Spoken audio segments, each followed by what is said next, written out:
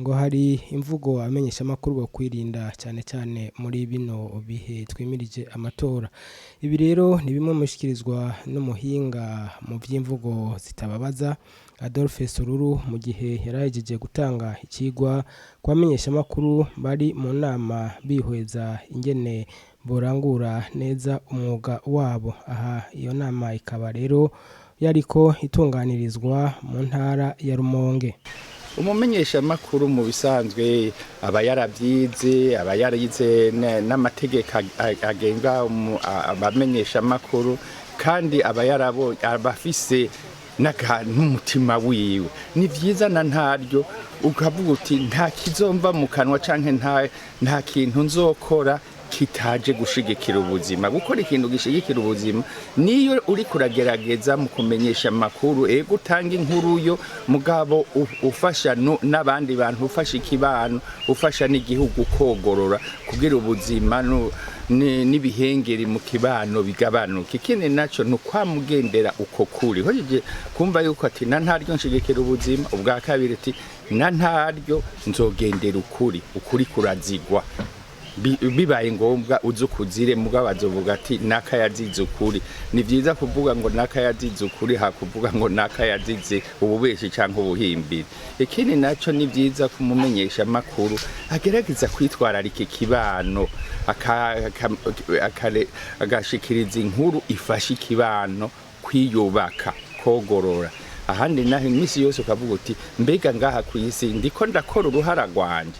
Mufise igikorwa gihambaye cyuku nagura ikibano mu kumenyesha amakuru, ukuri kukabaho mugabo mukagerageza namwebwe kwigisha munahanura kugira ikibano ciza gitsimbata. Mu Kirundi hariho abantu politiki bahuvya abamenyesha amakuru, bigatuma abamenyesha amakuru bakoresha imvugo itarikenewe ndetse ishobora no gucanisha n'abantu. Mbega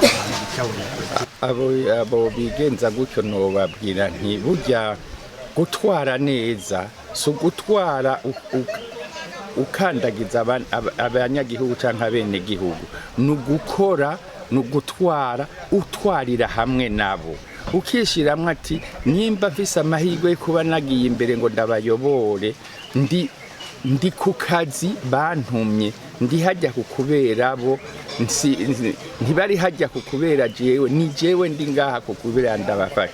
Naco gituma umunyepolitike mwiza yo kwishimikiza mwebwe abamenyesha makuru kukubera ijwi ryanyu rishika kure, kuko naho yogirisha mitinga abantu naho boba buzuye stade n'abantu bake ugereranije nabo ijwi ryanyu abumviriza ajya amaradiyo muvugiramwo, abasoma bijya binyamakuru mwandika nibo benshi gusumba. Umunyapolitike mwiza azi yuko ariko afasha ikibano kubaho neza, yokorana na mwebwe kandi akavuga ati intumbero yanje nuko amahoro yosasagara, ikibano kikagira ibihengeri bike.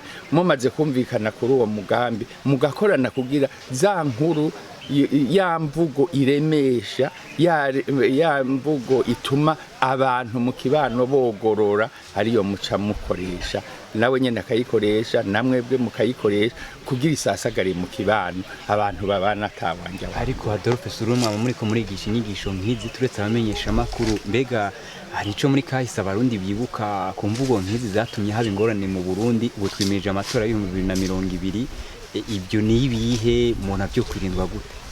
Ego ibihinduka birahinduka, aho twarejo siho turuno munsi. Ivyo ni ibintu biza buhoro buhoro, kuko izi nyigisho si inyigisho bafata ku mutwe nka kurya bafata formule z'ibiharuro canke wiga kahise ati byatanguye gute. Ni imvugo tuba ni inyigisho zitari izo mu mutwe gusa, zituma no mu mutima umuntu ahinduka, ukumva tuko nogira kose kubana neza na mugenzanje, kubana neza mu kibano, kubana neza n'abajya mukorana ku kazi, nibyo biri imbere gusumba gukoresha imvugo ikankama, imvugo ihutaza, imvugo ikumira, imvugo icanishamwe abandi.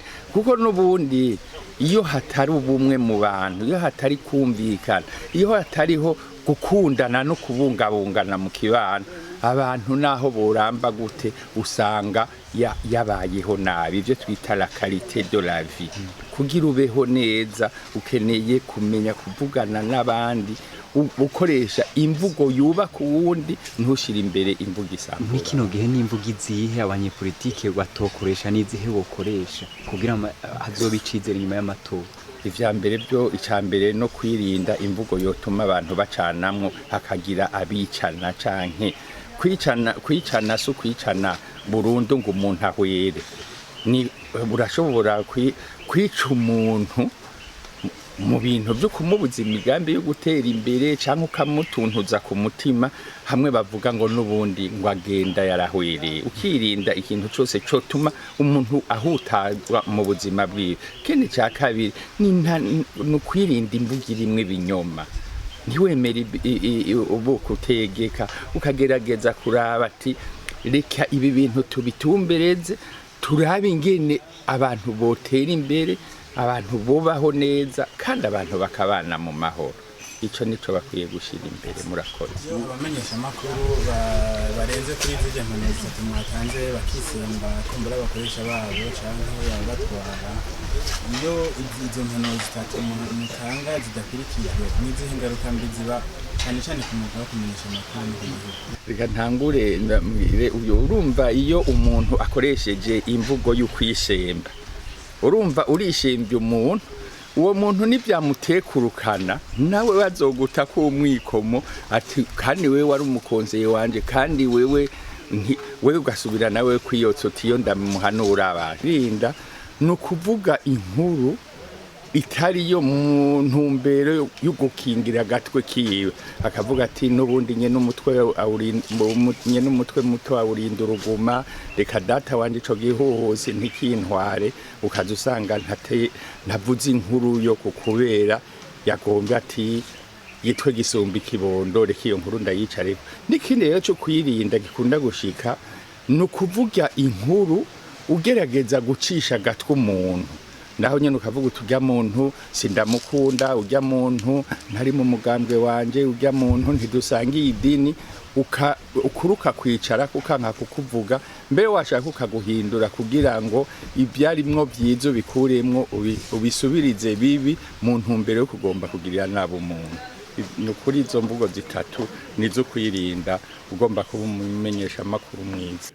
Nawe umwe mu bamenyeshamakuru bakurikiranye inyigisho arashima, akavuga ko mbere hari bitari bike yahungukiye. Nitwa niyo nkuru wiri, nkaba ndongoye ikinyamakuru Imboneza News, no kuvuga ijwi ry'ugwaruka mu iterambere na demokarasi. Muvuye mu nyigisho zimaze iminsi ibiri, ikintu cyagukozeho kurusha ibindi cyane?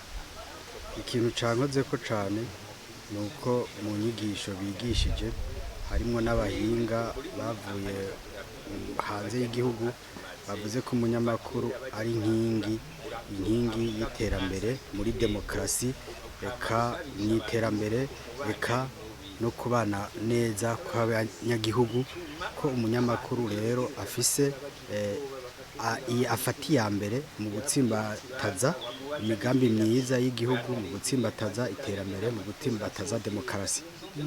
Amatora agira yegereze, mu byo mwize hari ikintu ubona kizotuma gihinduka kugira ngo amatora muri mwiza, kuko rimwe na rimwe hari igihe bigorana amatora. Ubu hari ikishashe ubona gishobora guhinduka ukurikije inyigisho mwese?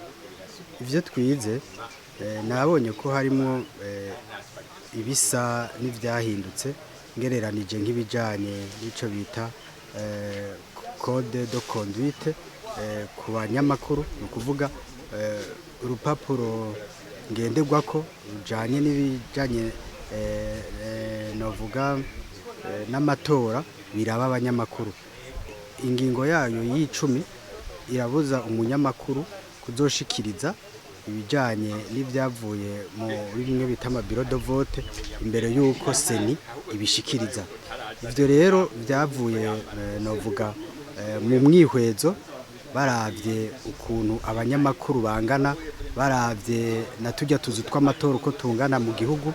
Umwigisha yigishije yitwa Jacques Bukuru yavuze ko nk'amabiro de vote angana nk'ibihumbi 11, ugasanga abanyamakuru ntidushika n'amajana 5.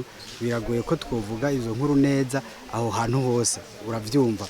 ikindi ni uko yashimangiye kandi biboneka ko umunyamakuru ari umuntu ashobora guteza imbere igihugu igihe azokora neza agashika aho ashoboye kugira yerekane neza ibyo yashoboye kumva tugorane cyangwa utundi twabaye muri ayo matora mugabo akabishikiriza mu mvugo nziza nk'uko babitwigishije communication non violente adashikuje adacanishije mw'abantu.